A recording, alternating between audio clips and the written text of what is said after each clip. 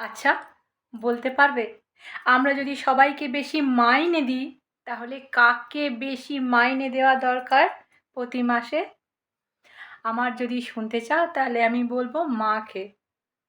আমাদের শনিবার রবিবার ঘুরতে যাওয়া বেড়াতে যাওয়া সব আছে, মায়ের কিন্তু নেই। মায়ের কোনো শনিবার রবিবার সপ্তাহে এন্ডিং কিচ্ছু নাই। সকালে আমরা খেয়ে দিয়ে স্কুল কলেজ নিজের নিজের কাজে অফিসে চলে যাই, আর মা সেই 5টার সময় উঠে আমরা টিফিনে কি নিয়ে যাব, দুপুরে কি খাবো, অফিস থেকে ফিরে এসে কি খাবো, সব চিন্তা বাড়িতে করে।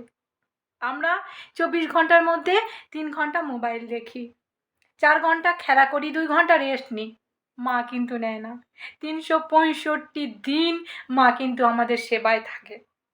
ছোটবেলায় মা আমাদের ডাক্তার, গা দেখে গলা দেখে বুঝে যায় আমার জ্বর হয়েছে কিনা, চোখের ভাব দেখে বুঝে যায় আমাদের কোনো শরীর খারাপ হয়েছে কিনা, আর মুখ দেখে বুঝে যায় আমাদের মনে কোনো কষ্ট হয়েছে কিনা। প্রথম যে টিচার ছিল সেটা হলো আমার মা, আর প্রথম যে ডাক্তার হলো সেটাও হলো আমার মা।